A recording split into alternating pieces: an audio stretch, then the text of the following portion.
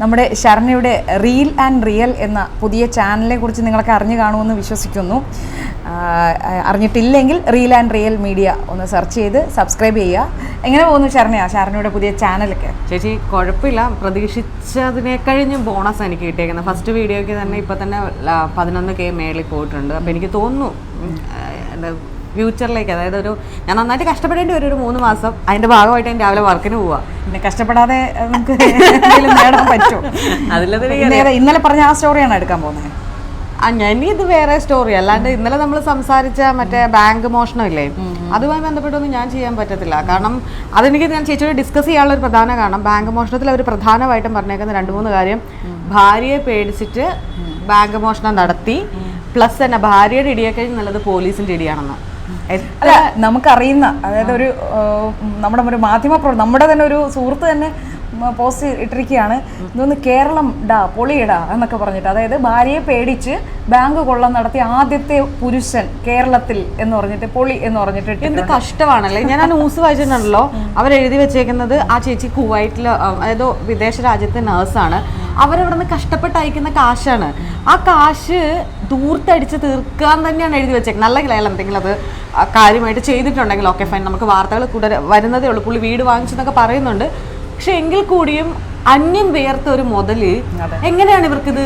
അതിന് ഭാര്യയോ അച്ഛനോ അമ്മയോ സഹോദരിയോ മക്കളോ ആരും ആയിക്കോട്ടെ, അവർ ചോര നീരാക്കി ഉണ്ടാക്കുന്ന കാശ് ആവശ്യത്തിന് ഉപയോഗിക്കും. ഇപ്പം മക്കൾ അമ്മയ്ക്കും അച്ഛനും കൊടുക്കണം, അച്ഛനും അമ്മയും മക്കളെ വളർത്തണം, ഇതെല്ലാമുള്ള സഹോദരി നോക്കും, അങ്ങോട്ടും ഇങ്ങോട്ടും എല്ലാവരും സഹായിക്കും, കെയർ ചെയ്യും, അധ്വാനിച്ച് സംരക്ഷിക്കും. പക്ഷെ അതിനെ ധൂർത്തടിക്കുക എന്ന് പറയുന്നത് ഒരു തരത്തിലും ന്യായീകരിക്കാനാവും. ചേച്ചിക്കറിയാലോ, എൻ്റെ ലൈഫിൽ തന്നെ ഇങ്ങനെ ഫിനാൻസുമായി ബന്ധപ്പെട്ട് ഞാൻ ഒരുപാട് അനുഭവിച്ചിട്ടുണ്ട്. കാരണം ശരണ്യ മാത്രമോ? അപ്പൊ ഞാൻ അതാ പറഞ്ഞേ. പക്ഷെ ഇതേ സാധനം, ഈ മറ്റൊരാളുടെ പൈസ നമ്മൾ എടുത്തു എന്ന് പറഞ്ഞാൽ നമ്മളെ കള്ളിയാക്കിയ ഒരു സീനും നമ്മൾ അതിനെന്തോ വലിയ സംഭവമാക്കിയത് പോലെയൊക്കെ ഒരുപാട് അനുഭവിച്ചിട്ടുണ്ട്. അപ്പൊ പോലും ഞാൻ പറയുന്നത് 1 രൂപ നമ്മളുണ്ടാക്കുന്നത്, ഇപ്പൊ നമ്മുടെ തന്നെ ചേച്ചിയുടെ എൻ്റെയൊക്കെ ലൈഫ് എടുത്താൽ സാലറി കിട്ടുന്ന അന്ന് ATM കാർഡ് ഉൾപ്പെടെ അവരുടെ കയ്യിലാണ്. അപ്പോൾ പിറ്റേ ദിവസം ചെന്നിട്ട് പൈസ എന്ത്, അത് ഞാൻ അവിടെ കൊടുത്തു ഇവിടെ കൊടുത്തു എന്നൊക്കെ പറയുമ്പോൾ വേദനിക്കുന്നുണ്ട്. ATM കാർഡൊന്നും വാങ്ങിച്ചു വെക്കാറില്ല ആരും, ഞാൻ തന്നെ എടുത്തു കൊടുക്കാം. അല്ല, എന്നാ പോലെ നമ്മൾ പണിയത്തെ പൈസ നമുക്കൊരു ആവശ്യത്തിന് ചോദിക്കുമ്പോൾ അവിടെ ഇല്ല. ഇനി അത് പോട്ടെ, നമ്മളൊരു ഭാര്യ ഭർത്താവായിട്ട് നിൽക്കുമ്പോൾ എല്ലാം ഓക്കെയാണ്. പക്ഷെ ഇത്രയും വലിയ എമൗണ്ട് കളഞ്ഞിട്ട് അയാൾ തിരിച്ചു വരുമ്പോൾ ചോദിക്കും എന്നുള്ള പേടി, അതെന്താണ് ആ പേടി? അതായത് പേടിക്കണ്ടേ? ശരിക്കും പേടിക്കണ്ടേ? നിക്ക് ശർമ്മ, ഇപ്പൊ ഇത് ഒരാണ് ഭാര്യയെ പേടിച്ചു എന്ന് എല്ലാരും പറയുന്നു. കാലങ്ങളായിട്ട് കേൾക്കുന്ന പല കഥകളുണ്ട്. ഗൾഫിൽ ഇരുന്ന് ഭർത്താക്കന്മാർ അയക്കുന്ന പൈസ ഭാര്യമാര് ധൂർത്തടിച്ചു, തിരിച്ചു വന്നു, അങ്ങനെ കുറെ. അതായത് ധൂർത്തിന്റെ കഥ ചേച്ചിക്ക് കേൾക്കണോ? സ്ത്രീകളോട് നമ്മുടെ നാട്ടിലെ ആൾക്കാരുടെ ഒരു ആറ്റിറ്റ്യൂഡിനെ കുറിച്ച് കൂടെ നമ്മൾ അതിൽ ചർച്ച ചെയ്യേണ്ടതുണ്ട്. ഇപ്പൊ സ്ത്രീകള് ചിലപ്പോ ധൂർത്തടിച്ചതോ എന്തോ ആയിക്കോട്ടെ, അതിന് കൊടുക്കുന്ന ഒരു പരിവേഷം വേറെ അല്ല. ധൂർത്തെന്ന് പറയുന്നത് തന്നെ പല കേസുകളിൽ എന്താണെന്നറിയാവോ, ഗൾഫിൽ ഭർത്താക്കന്മാരുള്ള ഭാര്യമാര് ഒരു ഡ്രസ്സ് എടുക്കാൻ പോകുന്നതോ തൊട്ടപ്പുറത്തെ ആളുകൾ കാണാണ്ട് അതിന്റെ അവൻ ഗൾഫിലല്ലേ കഷ്ടപ്പെട്ട് ചെറിയ ചെറിയ കാര്യങ്ങളെ പോലും കുഞ്ഞു കാര്യങ്ങളാണ് അവർ പറഞ്ഞത്. ഭർത്താവ് നിനക്ക് എന്തു ആവാലോ. നമ്മൾ ശരിക്കും ആ പൈസ എടുക്കുമ്പോൾ നമുക്ക് തന്നെ ആത്മാഭിമാനമുള്ള ഒരു പെണ്ണിന് തന്നെ ദേഷ്യം വരും.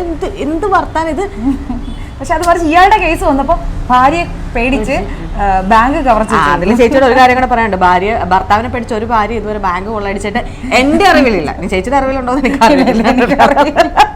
എന്തായാലും നമുക്കിന്ന് പറയാനുള്ള ഒരേ ഒരു കാര്യമുള്ളൂ, ആരധ്വാനിച്ചതായാലും ശരി ആ പൈസക്ക് വിലയുണ്ട്. അത് വേർപ്പ് ചോര നീരാക്കി എന്ന് പറയില്ല, ആ വേർപ്പിന്റെ വിലയാണത്.